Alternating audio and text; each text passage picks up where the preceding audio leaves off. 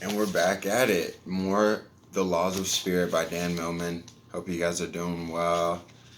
Just got some yoga in and starting to clean my house a little bit. So, we did the law of process because I was like, yo, I really like the law of process. Breaking big goals down into small series. That way you can have a succession of small successes. Listen to me. The law of presence, living in the moment. I don't think I've read this one. Well, I've read this book, but I don't think I've read this one yet. So it's the law of presence, living in the moment. Time is a paradox, stretching between a past and future that have no reality except in our own minds. The idea of time is a convention of thought and language, a social agreement. Here's the deeper truth. We have only this moment. It's only possible to live happily ever after on a moment-to-moment basis. Margaret Bonanno. Margaret Bonanno, that's the excerpt. Our hike down went more quickly than the climb up, but I was so lost in thought that I hardly noticed. Where are we going? What will we be doing next? Will I be able to remember what she's telling me? When will I get home? Will I see her tomorrow? As if in response to my inner pondering, she said, "You seem preoccupied. So perhaps now is a good time to describe the law of presence." Yes, she reflected, now is always a good time. The sage pointed out over the hills below, then asked, "Do you see how the sun illuminates that field of daffodils there against the emerald grasses? To me, they are as beautiful as any work of art in any museum of the world." We walked in silence as the colors slipped from the twilight sky. A few moments later, as we rounded a wall of familiar boulders, her hut came into view. The sage opened her thatched door and once again invited me inside. She quickly set the fire to crackling, then she stood and excused herself to go outside. I assumed to take care of her physical needs, as I had done earlier.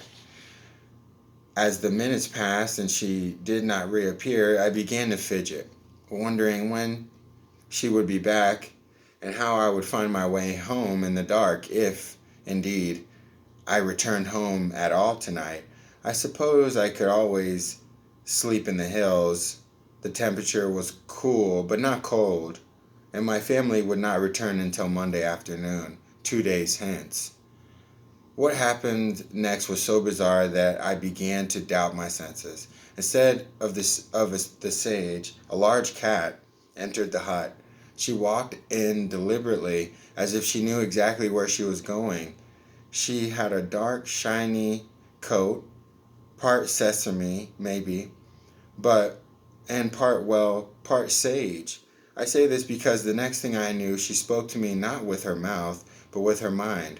Her voice was like that of the sage, only quieter.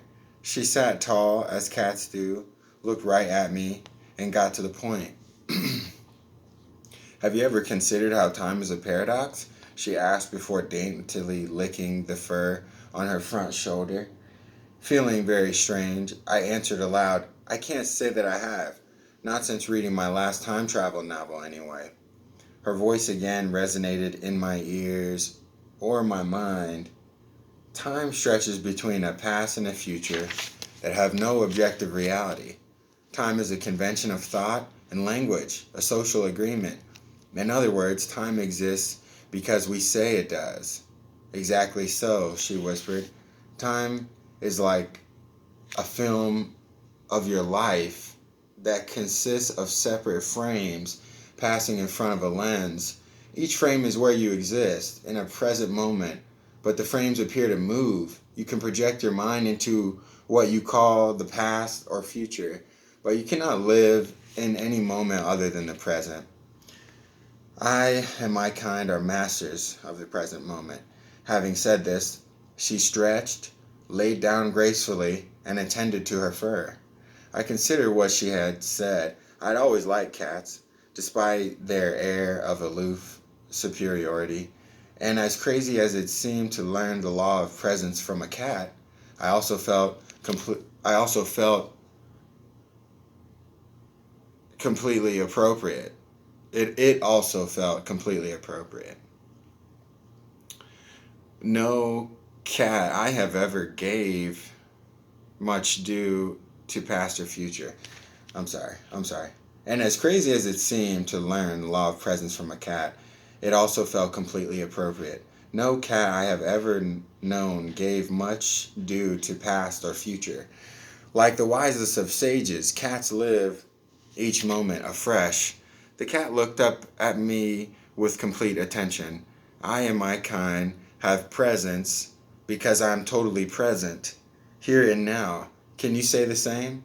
Me? Well, yes.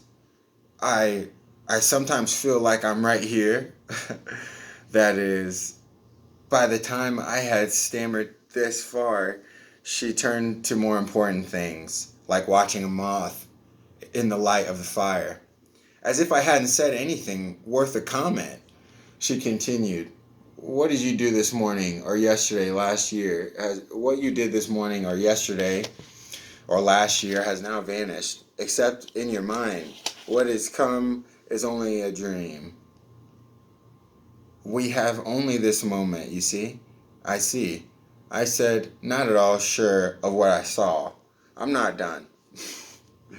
You are aware that your sense of time passing is only an array of impressions and memories happening in the present moment.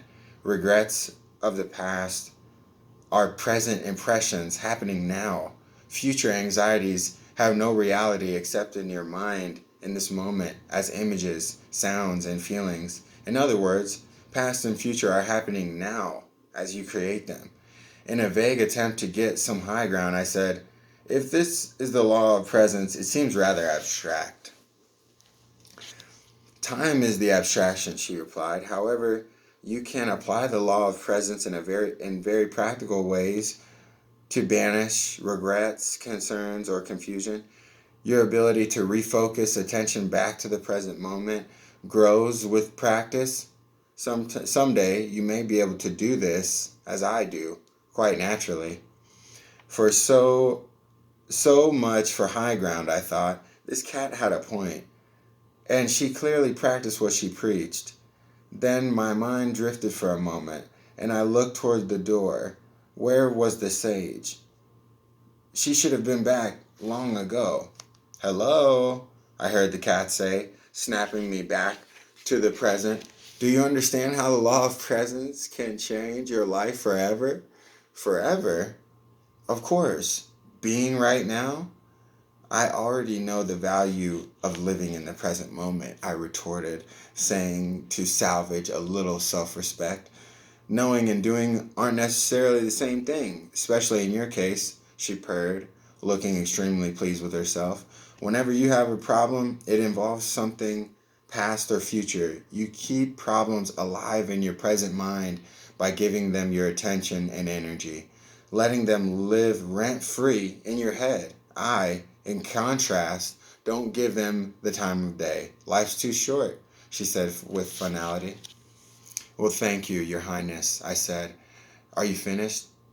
"Not by a long shot. Not until you truly understand that past and future are nothing more than a bad habit of the mind, of your mind. Concerns about past or future are like the delusions of a crazy man who hears voices and sees creatures that only exist in his imagination. Present company excluded, of course." The irony of hearing this from a talking cat, did not escape me. But she continued, "As you notice what you're doing more and more, you can overcome this habit as you might any other by remembering and applying the law of presence." She stopped, licking her fur, and gave me her undivided attention. "I sincerely hope you appreciate the law of presence and the time I've taken to explain it to you. Without waiting for my response, she continued, presence is like a time machine that lightens the mind, liberates you from anxiety, and gives birth to a new way of living.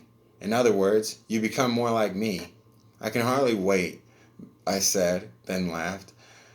As I've said, in order to have presence, you have to be present and remember where you are and when you are.